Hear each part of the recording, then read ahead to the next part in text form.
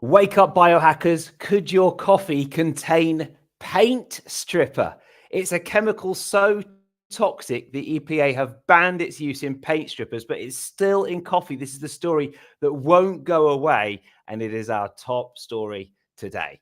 This is Biohacking News. Before we go any further, I'm Tony Wright, and please do like and subscribe. And we are also live on LinkedIn and YouTube and X Twitter, and at some point in the future, probably Instagram as well. Although that one's a little bit confusing because we're horizontal landscape mode. It's more technical than is worth going into on this podcast right now, but it's going to look a bit weird on Instagram Live. So we might just repurpose some of the clips afterwards for Instagram.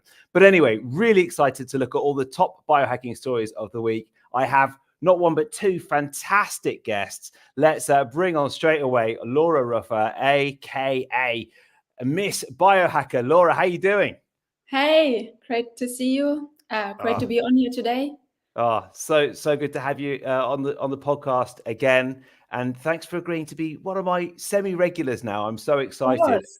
Even though we're in the same country, Laura, we haven't seen each other for a while. So how's Lisbon? All okay? Yeah, the weather is awful right now. How is it in Algarve?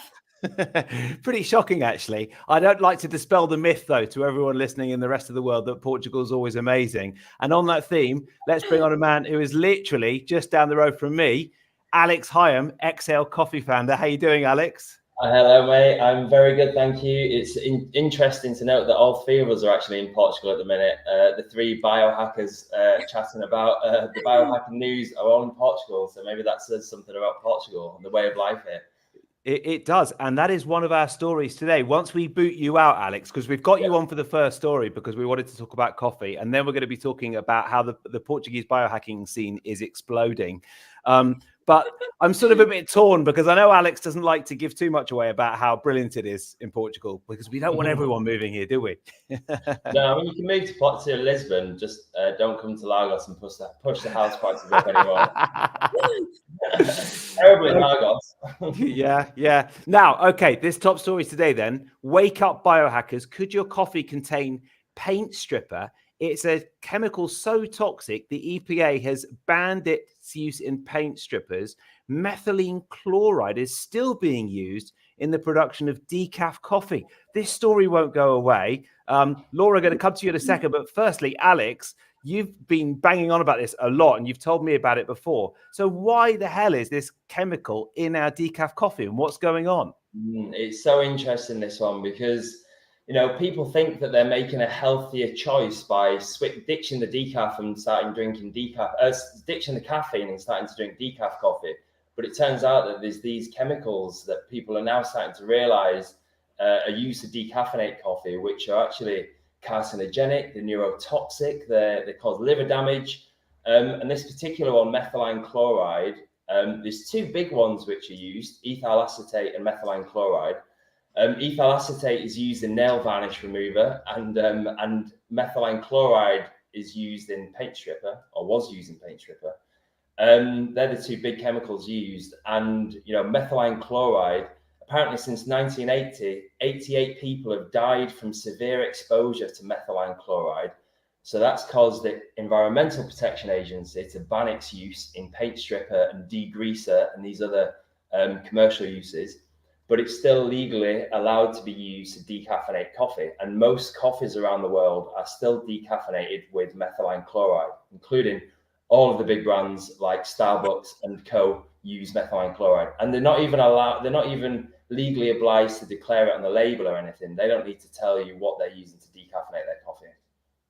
So we did first post about this 2 years ago, and we were shouted down at the time by quite a few naysayers who said, it's legal, it's okay, as people do. But now, as the law's kind of catching up to it, the EPA's banned it, and then there are a lot of petitions. The Clean Label Project petitioning for the FDA to ban its use in decaffeinating coffee as well.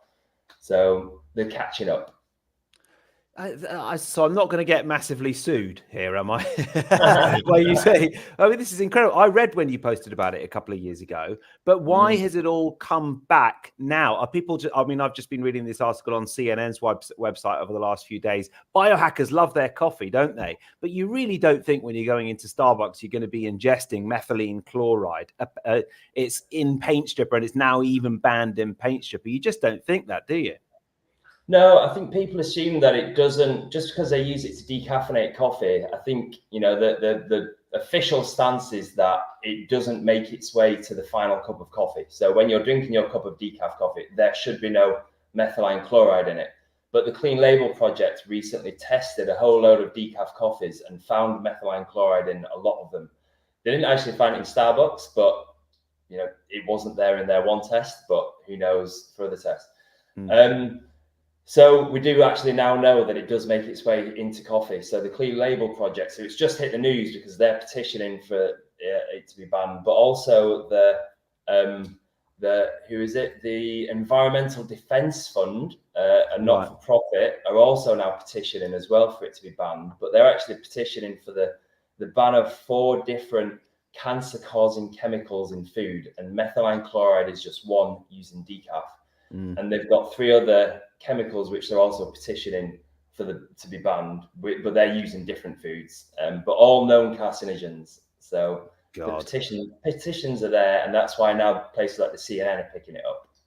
And Laura, I absolutely love the content you put on Instagram, and a lot of it is based around hormones, hormonal health, and the interplay between diet and hormones and the physical body. I was just reading your post about how a good diet improves you physically more than makeup ever will, for example. Is this the sort of thing that you might encourage your clients to have a look at? Yeah, 100%, because all these toxins and carcinogens in food, they will influence our hormones one way or another. And they're also often estrogenic, meaning they can act as estrogens inside of the body. I guess the problem is that you don't know. You go into Starbucks, you're not sure if it's in there or not. Yeah, that's true. I mean, I usually recommend always to really invest in high quality coffee, especially at home and especially if you drink a lot. I feel such a difference if I go to a normal chain coffee than when I drink it at home. And I use your decaf coffee, by the way. I bought it at the summit last year. Oh, it's great. Alex's coffee is excellent. But don't ever send Alex a picture of yourself in Costa, because he'll be disgusted. I sent him a picture of me in London Costa a couple of weeks ago, and he wasn't happy about it. Alex, what I wanted to ask is, how detectable are these chemicals? Because I know obviously your coffee is organic. You test it for mold and mycotoxins and stuff like that, and you know that you're not treating your coffee with this stuff. But if you were, would you be able to pick it up in the testing that you do or not? I mean, not the testing I do, I don't think. We do one test for pesticides, which tests over 400 different pesticides. But unless methylene chloride is used as a pesticide, I don't think we'd even pick it up. I think the best approach is just to not use a decaffeination process that doesn't use it full stop, rather than trying to then detect it. Because I'd say, you know, even if you test the coffee and it doesn't have it in, you can't guarantee that if you're using ethyl acetate or methylene chloride to decaffeinate coffee, just because one batch of brewed coffee doesn't contain it, you might brew it a different way. It might have been roasted in a slightly different way, so it might make it through to the cup of coffee on another day. So it's just best not to use it, so you don't have to try and detect it. Well, I heartily recommend everybody try Exhale Coffee. But, you know, I do have a lot of listeners, almost 50% in the US, and they always get annoyed with me when I recommend Exhale Coffee because they can't buy your coffee at the moment, Alex. No, not in the US, but, you know, Purity are an amazing brand in the US. So they're very similar to us. So check those guys out. Okay, before we say goodbye to you and before Laura and I move on to the other stories, how many cups of coffee have you two self-respecting biohackers had today? I'll go first. I've had 3 cups of coffee and 1 decaf, actually, so 4 so far. Right. What about you, Laura? 1. One, really? Oh, I knew Laura would be less. She's the clean living one out of all of us. I've had 3, but you know, all the Portuguese cafes, they all serve this Delta coffee. I mean, it's just everywhere in Portugal, isn't it? But that's not a good brand. You don't like it? It's awful. Oh dear. Sorry, Oh, guys. dear. It's not, sorry, yeah, sorry, Portuguese Oh listeners. no. Awful. It's so bad.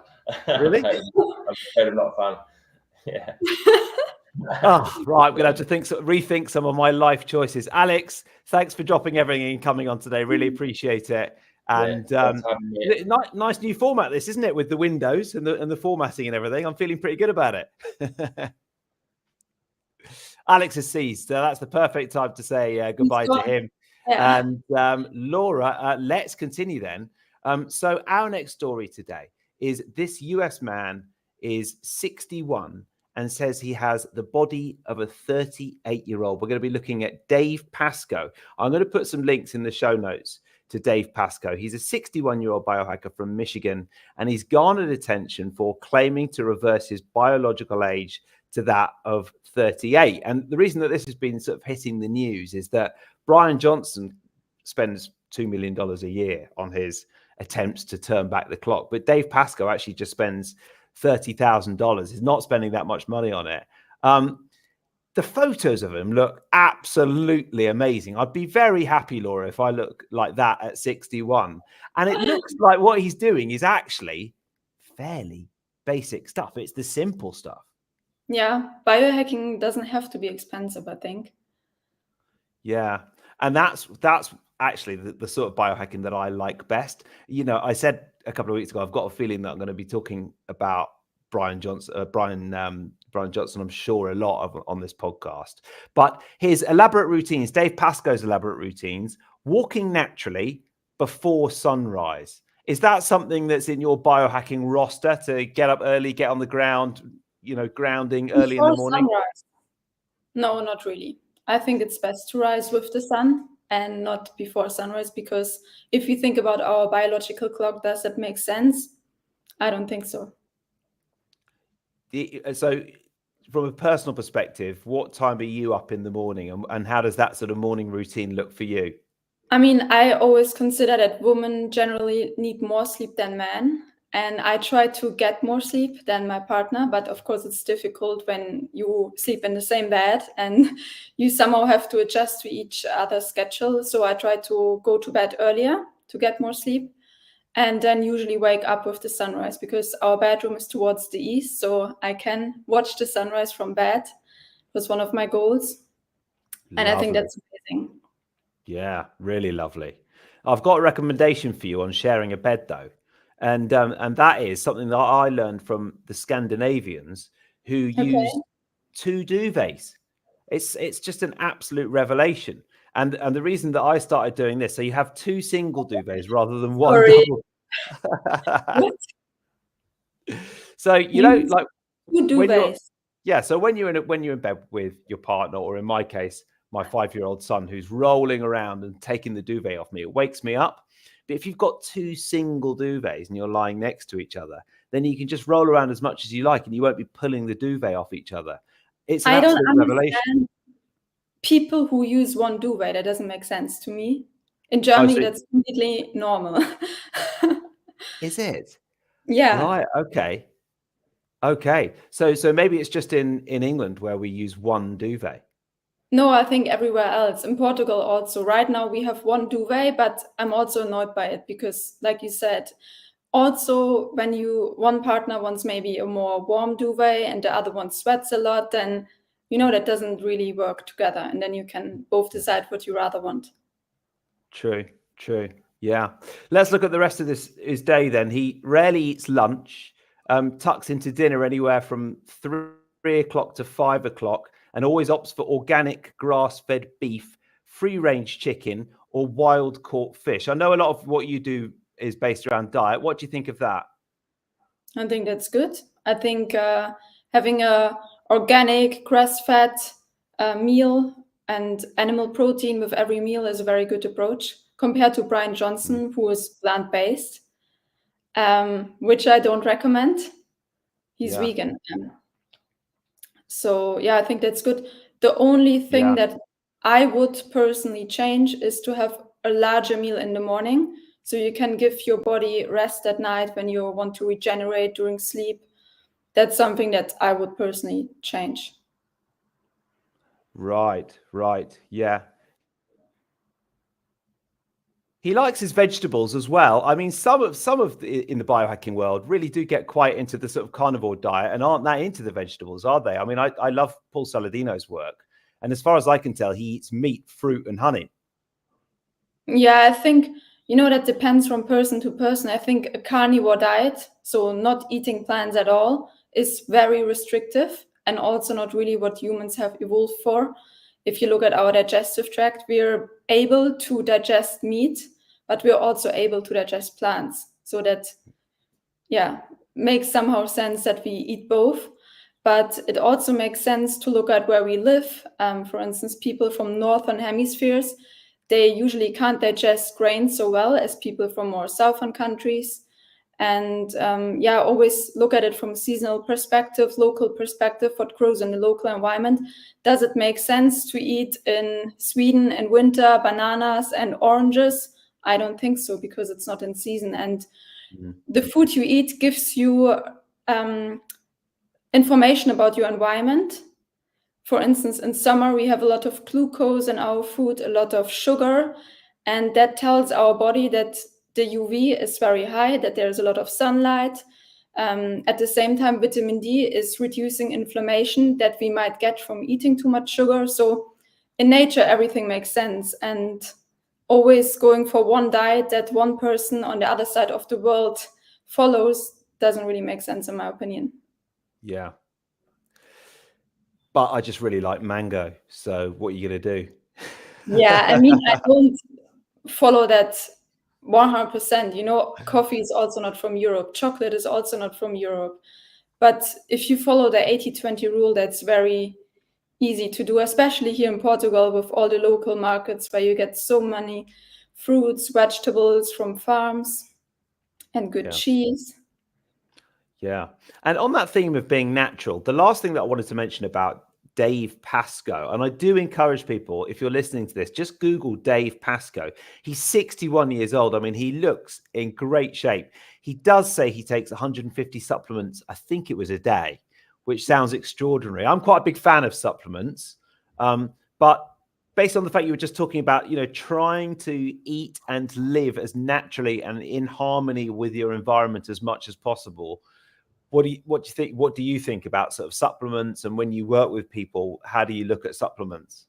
I think supplements should be more, it should be secondary, diet first, because supplements also, in food, or if we eat fruit, the compounds that always come with enzymes and the other molecules that we need to absorb that certain vitamin or mineral. But in a supplement, we get it isolated. And on many supplements, there are not even long-term studies showing the effect of it. For some people, ashwagandha has really positive benefits, but for other people, ashwagandha had really bad negative effects in the long term when they consumed it. But a lot of these studies, they're only compared for a really short time, and you don't really have long-term studies. So I would be careful with that many supplements. I don't think that's necessary. Yeah. If we just forget about the supplements bit, what I like about this story is that actually it's all the quite simple biohacking stuff. It's all pretty much free. He's getting out in the morning. He's grounding. He's probably getting up before the sun rises, but then watching the sunrise. He's eating good quality food, and he's spending a load of time in nature, and he's doing loads of workouts. And that's very refreshing based on the fact that obviously Brian Johnson is getting so many headlines in the biohacking space at the moment. But really, as we all know, and in fact, we were talking about the Peter Attia story last week on this podcast, where I don't know if you saw, but he wrote this big email that went out to his whole newsletter list saying that he's got disdain for biohacking and the word biohacking. He doesn't like it because he thinks it's basically just age defying and longevity. I think he's misinterpreted what biohacking is all about for a lot of people. But this story is quite nice, apart from the supplements, because actually he's just doing the natural stuff. Yeah, I agree. Yeah. And also what a lot of people forget when it comes to longevity, and if we look at blue zones where people live that long, what they all have in common, apart from the diet that they're eating, is that they have a very good community, that they have a lot of social support, that they're a lot outside in nature and a lot of sunlight. That's what they all have in common. Yeah. There's a real conflict with me doing this podcast from here in Portugal. I always sort of feel a bit guilty because I have to preface everything by saying you can do all this stuff even if you don't live in Portugal as well. But actually, it is nice being here and spending more time outside. Yeah, that's true. Yeah. And you mentioned environment. I know environment is really important to you. And when we met in October, you know, I'm obsessed with mold, and if there's any mold in a house, and I actually looked around a house to live recently, and I was like, "There's mold. I had to say to the estate agent, I'm just going to tell you now, it's a no." And I know you're pretty hot on that as well. You've had to sort of move a couple of times, haven't you? Because getting that environment right is so important to you. Yeah, that's true. I mean, it also depends on personal predispositions. I know from my genetic predispositions that I'm really more prone to react really bad to mold. Other people might not react that bad, but I think for everyone, it's not good to live in a moldy home. We're not meant to live inside anyways. And then if there's also mold growth, it is a biotoxin inside of the body that can accumulate and cause a lot of problems and inflammation. Yeah. And you gave me access to your course on a healthy home, which I absolutely love. And I definitely encourage people to take a look at it. It's so useful. And I've used it a lot and I've gone back to it as well. So thanks for that. You're welcome. Glad you liked it. Yeah, it's very, very good. Right now, okay, let's move on to Portugal's biohacking scene, which is absolutely booming. And here we are both in Portugal. And Laura, I'm so happy you're on today because there's a surge of interest and participation. And I think there was a sort of a new record set as biohackers gathered for this meetup the other day in Lisbon. You're sort of looking up as if I'm not quite true. So let me read out what I've got written down and then you tell me what you think. It was a meetup near Lisbon. It seems to me like the health and wellness scene, whether you call it biohacking or something else, is definitely booming. There's quite a vibrant health community here in Portugal. Don't ask if the pasta de nata are gluten-free because, spoiler alert, they never are. But apart from that, it's all about biohacking in Portugal. So what was this meetup like that you went to? Yeah, it was amazing. It's so nice to have these meetups because you know it probably as well. When you move to another country and you don't know anybody there, then it's so nice to go to a meetup and it's about longevity. So you already know before you even go there, you will meet like-minded people. And that is for me the biggest reason why I go to these type of meetings or events, like I said, the Health Optimization Summit in London, because I just know that every time I go there, I see a bunch of my friends in one spot and I also meet new people, which is amazing. Where was this event held? Because it wasn't actually in Lisbon, was it? It was this time in Sintra. It was on a regenerative farm. So we had farm-to-table food, which was amazing. It was so delicious. And there were cooks cooking for us from the farm. And yeah, it was really nice. And then we had to talk about food as medicine. And yeah, and afterwards we had some sort of movement together, body movement and fascia release. And yeah, it was amazing. That sounds great. And you missed out. I know. It's a few hours away from where we are. There's a lot of interesting stuff going on in Portugal, isn't there? I interviewed Ray Jansen on this podcast a few weeks ago, who's trying to set up Portugal's first sort of blue zone, which is a bit of a false concept because actually he's not one to decide whether there's a blue zone or not in his backyard, but it's a really nice idea. He's trying to set up a little mini community in the middle of Portugal where people can come and indulge in longevity, regenerative, sort of natural health practices. Oh my God, I think I met that guy as well. Did you? Yeah, we wanted to rent his house previously. It was like an off-grid farm with a biohacking lab and a cold plunge and a gym and a sauna. He's from the Netherlands, right? Yeah, he is. Yeah. Oh my God, he was almost our landlord last year. Really? Yeah. And where are you living? Right now? Yeah. Close to Óbidos. Óbidos. And is there a sort of a big health, or would you call it biohacking community there, or health community? Here, I mean, we're living on a golf resort, so all the people that live here are really into outdoor activities. And yeah, but the only problem is they're all a bit older. So yeah, it's not too much. We were hoping to find more like-minded people, but they're all, yeah, quite old. Yeah. And not too Well, much biohacking, but it doesn't matter. well, you We had your will, meetup last weekend, so that's yeah, good. you know, it's not far from Lisbon, it's an hour. So Right. Because it's nice to look at these biohacking stories from around the world. And I know there's the biohacking conference taking place in the next month or so in the States. And we talked last week about the London Biohacker meetup taking place in London. And that was a few days ago. And they were discussing there whether to have a biohacking singles event in June at the Health Optimization Summit in London. And I've had an update on that, which is that they do want to have that event. The problem is that there's so much interest and it's nearly all female. They've got 80% female biohackers and only 20% men. that's bad. That doesn't add up.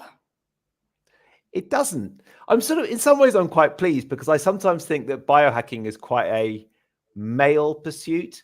And that's definitely going to prove it wrong. But you probably disagree with that anyway. Yeah, I would. I only have women.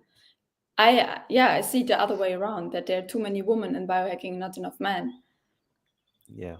You But work with women exclusively, don't you? How do yeah, they do they find you mostly through your Instagram account? yeah, and also mouth to mouth. Usually, when I have clients, they like me so much that they recommend me to their friends. That's great. That's great. And then is it that they take your courses or do you work with them one-on-one? How do you sort of normally work Yeah, with people? mostly one-on-one, but I'm building my membership, my Miss Biohacker app at the moment. And I will try to get more people to join the membership instead of becoming a client if they just want to, learn more, educate themselves about women's health and biohacking. Yeah. Well, I heartily recommend everybody check you out. I forgot to tell you before we start recording, so this is a nice little surprise for you, that one of the things that I want to do on this podcast now is do a biohacking review and do that as a little mini podcast at the end. So it can be anything. It can be a product, a supplement, it can be a lifestyle practice, a bit of tech. It might be something like a diet that you're following. What have I been using? I've been using a couple of new supplements recently that we took last week. We talked about an ice bath, and a week before we talked about stem cell. This is for the second podcast of the week. What have you been trying out recently that has worked very, very well, or hasn't worked so well that you'd like to look at today? Actually, I'm trying more microdosing with psychedelic mushrooms. And I really like to work with that. Before I tried nicotine, but that didn't work at all. I felt really anxious and I felt like it didn't have a good effect on me. And also I became a bit addicted. So I thought, okay, that's not going to work because it's really good for concentration. Have you ever tried it? I have never tried. Oh, I have tried nicotine once or twice, but I think I probably did it in such small doses that I didn't feel much. Okay, so if you really try a bigger dose, like 2 milligrams, 4 milligrams, you feel like your brain is on fire and you can work through everything. The problem is every time that kick is gone, you want more and you want it again. And you literally become addicted. So I thought, okay, I don't want to be addicted to nicotine. It also has some side effects if you take it too much. And then I found microdosing and I feel really good with that. Not every day, just few times a week, and I'm very creative. It helps me with my work and also for meditation, working on myself. Yeah. The difficulty with microdosing is I almost feel like it's become a bit of a cliche, and yet there's a reason that so many people are doing it, and that is because, and often in social circles as well, people aren't just microdosing sort of mindfully for creativity or presence. They're doing it because it's a bit more fun than having a couple of margaritas. Yeah, I could see that. There's the Fadiman protocol where you microdose with psilocybin 1 day on and then 3 days off, and you sort of journal about your experience. Is that how you're doing it? Yeah, a bit like that. Not exactly, because sometimes on some days I just don't need it and I don't feel the need to do it, and then I don't do it. But obviously on a day when I want to do it and I want to be more creative, or I'm on a podcast like right now, yeah, I think for these purposes it's really good. What sort of dosage are you using? Oh God, I don't have the number right now. Yeah. But yeah, okay. So probably a small amount, like 250 micrograms or something like that, probably, or 150 micrograms. Yeah, it's not a lot. It's really small. I think it's actually 0.2. Right. Yeah. Yeah. We have a micro scale where I weigh them. Yeah. And I guess this is probably the moment to say this is, you know, that nothing in this podcast is construed as medical advice. Always run any changes past your doctor. This is for information and entertainment purposes only. But what have you noticed short term on the days that you do it, and then long term in terms of generally about your personality, about your focus levels? What has it improved and what hasn't it improved? I think it improves my mood. I feel more energetic and more positive when I do it. I feel I can accomplish more things when I do it. But I think it reduces a bit my, can I say, when that I'm not too concentrated sometimes when I do it. I get easily into my mind and think too much when I have to do some work, if that makes sense. Yes. Yeah. Have you found it helps with anxiety as well? Yes. I want to try it for a fear of flying. I'm really afraid of flying. And I heard from several people that this helped them get through flights better. Well, I could help with that as well, because obviously, well, my background, my training is in neuro-linguistic programming, and one of the best applications of that is phobias. And when I first started training, the amount of phobias that, I mean, 50% of probably all the phobias that I worked on were fear of flying phobias. Really? And had a massive success rate, I must say. Yeah, it was really incredible. There is an NLP technique called the fast phobia cure, which is definitely worth looking at. And I don't really sort of practice NLP classically now. I don't have clients in NLP that much really, but I'd be happy to sort of show you or recommend someone who could help you with it. Yeah, please do that. It would help me a lot. But then in terms of the legalities of psilocybin, obviously in most countries in the world, psilocybin is still illegal. Here in Portugal, it's decriminalized. Okay. I wasn't aware of that. Yeah. No, I mean, it's just interesting, isn't it? Because I guess you sort of have to, like, that is an aspect of microdosing that people have to navigate.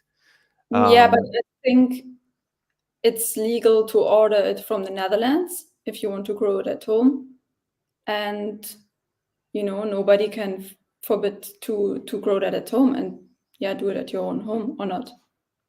Yeah, I guess so. Maybe I'm just a little bit more clean living than you, Laura. No, I'm joking. I'm sorry if I said something wrong. No, I'm Of course you haven't said anything wrong. No, I'm just like going over the legalities of it. You know, it's it's sort of in some parts, obviously in the UK where I'm from, it's definitely illegal. I mean, they just legalized weed in Germany. Wow. God, that's progression, isn't it? Yeah, I was also surprised that they would do that. Yeah. And when you were taking nicotine and you were microdosing nicotine, how were you doing that exactly? Well, I started also because it can help with mold detox. It's very good for the mitochondria. This is actually how I found it, because I read that it can also activate AMPK, which is like a metabolic switch inside of your body, and that it improves the mitochondria, because when you are mold sick, your mitochondria are compromised.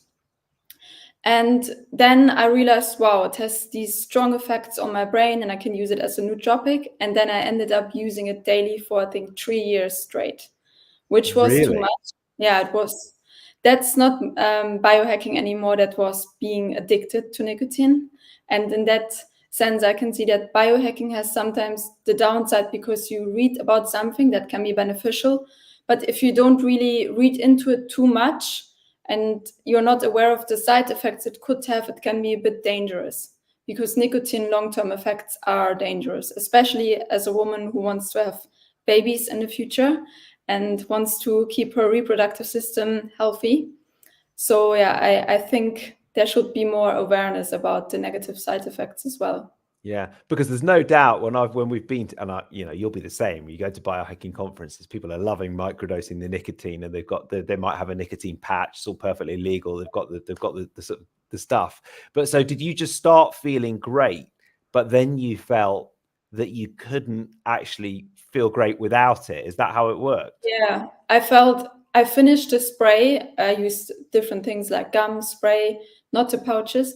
And I felt in the evening that when my nicotine was empty, that I was so addicted that I wanted more, that I had to drive 20 minutes to the next pharmacy and buy nicotine. And then I knew, oh, that's too much. And I felt like I had to order more online, that I always have it with me. And then I just said radically, okay, stop. And then I didn't use it in months. And then I returned to just use half of 1 milligram, which is really nothing. And I only use that when I really go to a more difficult task or really have to concentrate. And then for these purposes, it's still very useful. Or when you wake up with brain fog and you have to work or you have to go on a client call, you have to do something that your brain just works. It's like a switch. It works like that. Right. So you do actually, despite that experience, you do use it still, but you use it in such small doses that you're not now feeling the addictive part of it. Yeah. So I don't feel addicted anymore. I don't have the need to use it. I stopped doing that because before I used very high dosages, like 4 milligrams. And of course, then you become addicted. It's like almost smoking a cigarette. But if in these very small doses, it's not at all addicting. It's more beneficial. It's like a microdosing nootropic. And I have it at home. I don't have at all the need to use it. Wow. Yeah. So you do still feel a nice little jolt of focus when you use it. Yeah. Yeah. Is that something that clients come to you and say, should I try it? Should I take it? Or is it not something that you would really look at? I don't recommend it anymore. After my experience, I use it for myself because now I know how to control it. But I have clients that deal with addiction to cigarettes. And that's why I don't really want anybody to get into this, especially when they're preparing for a child. And that's nothing I would recommend without looking really into it and being aware. Also, when you look at your genetics, and I know from my genetics, I'm very prone to addictions. So that's something that you have to be aware of. You're not the only one. I'm very prone to addictions as well. So maybe I'll steer clear of it after all. Yeah. Well, that's fascinating. Anyway, Laura, and it's lovely to talk to you. Thank you so much for coming on. So it's at Miss Biohacker on Instagram. Is there anywhere else you want to send people to find out more about what you're doing? No, my Instagram is my main page. Yeah. Thank you. Yeah. Now, are you going to be in London in summer for the Health Optimization Summit? 90%, yes. Okay. And are you going to be down here in the Algarve before that? Yeah, we hope so. You want to come when the weather is good. Bring the nicotine. No, I'm just kidding. Laura, honestly, it's so great to have you on. Thank you to everyone who's watched live on LinkedIn, on YouTube, on X and Twitter, and stuck with us this long. And Laura, will hopefully speak to you very soon. I hope so too. And thank you for having me. It's been great. Thank you. Bye.